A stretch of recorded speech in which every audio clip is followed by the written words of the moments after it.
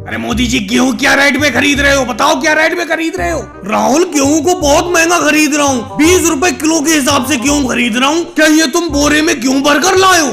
रख दो यहीं पे, 20 रुपए किलो के हिसाब से खरीद लूंगा। मोदी जी गेहूं का रेट तो आप मद्दा लगा रहे हो। शहर में तो गेहूं का रेट 25 रुपए किलो है और यहाँ पर आप गांव में 20 रुपए किलो के हिसाब से खरीद रहे हो। अच्छा राहुल एक बात बताओ, मैं तुमसे 25 रुपए में गेहूं खरीदूंगा और भाड़ा लगाकर इस गेहूं को शहर में बेचने के लिए ले जाऊंगा और 25 ही रुपए बेचूंगा, तो मुझे बचेगा क्या? ऐसे तो मेरी जमा पूंजी खत्म हो जाएगी, ऐसे तो मुझे गुरुद्वारे में खाना पड़ेगा। भाई मुझे भी तो थोड़ी कमाई करना होती है। तुम्हें अगर शहर में जाकर बेचना है इस गेहूं को, जाओ, मैं मना थोड़ी कर रहा हूँ, जाकर शहर में बेच दो एक बोरी गेहूं को। अब मोदी जी एक बात बताओ, इस एक बोरी गेहूं को कहाँ शहर लेकर जाऊंगा? अगर थोड़ा बहुत ज्यादा गेहूं होता तो बैलगाड़ी में भरकर इस गेहूं को शहर ले जाता। इसीलिए मैंने सोचा चलो गाँव में आप गेहूं खरीद रहे हो, गेहूं का व्यापार कर रहे हो, तो एक बोरी गेहूं आप ही को बेच देता हूँ। पैसे की जरूरत पड़ गई तो घर का गेहूं तो बेचना ही पड़ेगा। चलो राहुल तुम हमेशा मेरे ही पास गेहूं बेचने के लिए आते हो, तो इसीलिए मैं तुम्हें 22 रुपए किलो का रेट लगा दूंगा।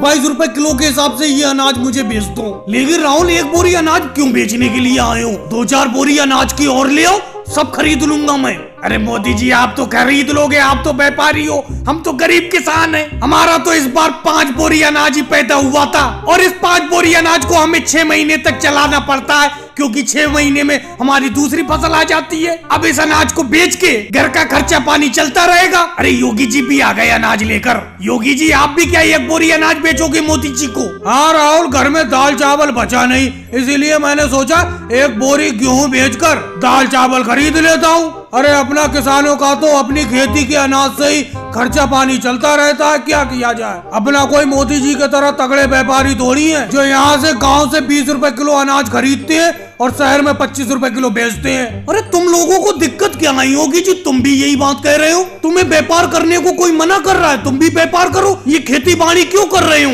मोदी जी हमारे इतने नाखून ही नहीं है जो सर को खुजाए। मेरा कहने का मतलब हमारे पास इतनी जमा पूंजी ही नहीं है जो व्यापार करें। हमारे तो खेत में जो पैदावार हो जाती है उसी से खाना खर्चा कर लेते हैं। और भाई लोगों को वीडियो को लाइक करो, चैनल को सब्सक्राइब करो।